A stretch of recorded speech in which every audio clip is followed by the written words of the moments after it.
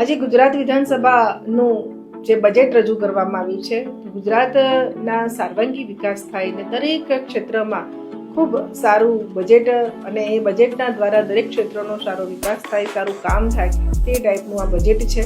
અને આ બજેટમાં હું અમારા મંત્રી શ્રી નાણામંત્રી કનુભાઈ દેસાઈ સાહેબે રજૂઆત કરી છે અને એમને હું ખૂબ ખૂબ અભિનંદન આપું છું કે ગુજરાતનો સર્વાંગી વિકાસ કરવા માટેનું આ ફૂલ ગુલાબી બજેટ છે. મારા ડિપાર્ટમેન્ટ શહેરી વિકાસ વિભાગની વાત કરું છું, 33,504 કરોડ રૂપિયાની જોગવાઈ કરવામાં આવી છે.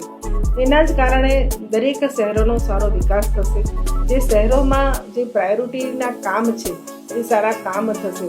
હું બીજી વાત કહીશ કે જ્યારે કોમનવેલ્થ ગેમ્સ અમદાવાદ શહેરમાં રમાવાની છે તો કોમનવેલ્થ ગેમ્સના અનુસંધાનમાં પણ અમદાવાદ શહેરમાં પણ આ ટાઈપના સ્પોર્ટ કોમ્પ્લેક્સ બને અને સારા રોડ રસ્તા બને એનું પણ આયોજન કરવામાં આવ્યું છે. શહેરોને ઝીરો વેસ્ટ બનાવવા માટે અને મહિલાઓ માટે પિંક ટોયલેટ બનાવવા માટે અત્યારે બજેટમાં 329 કરોડની જે જોગવાઈ કરી છે તેના માટે પણ હું માનનીય મંત્રી શ્રી કનુભાઈનો ખૂબ ખૂબ આભાર માનું છું. અને હું પીએમ આવાસ યોજનાની વાત કરું તો પીએમ આવાસ યોજનામાં પણ સરકારશ્રીએ 1420 કરોડ રૂપિયાની જોગવાઈ કરી છે કે જેના કારણે ગરીબ લોકોને ખૂબ સારા મકાનો મળશે અને એના જ કારણે જે ઝૂંપડપટ્ટી છે એ આપણે સ્લમ ફ્રી સિટી બનાવી શકીશું. એમાં પણ ખૂબ સારું આ બજેટમાં આયોજન કરવામાં આવ્યું છે.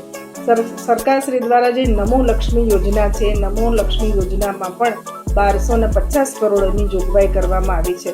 એના કારણે પણ બાળકોમાં શિક્ષણનો વ્યાપ વધવાનો છે.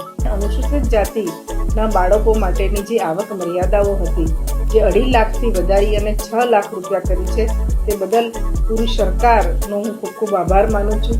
કારણ કે અનુસૂચિત જાતિના લોકો એ આવક મર્યાદામાં જે છૂટછાટ આપી છે એના કારણે ખૂબ વિદ્યાર્થીઓ સારું ભણશે અને આગળ વધશે. માટે ફરીથી હું મુખ્યમંત્રીશ્રીનો, કનુભાઈનો સૌનો ખૂબ આભાર માનું છું. આ બજેટ દ્વારા પડેગા ખેલેગા ઓર આગે બઢેગા ગુજરાત એ થીમ પર આ ગુજરાત આગળ વધવાનું છે. સૌને ખૂબ ખૂબ નમસ્કાર.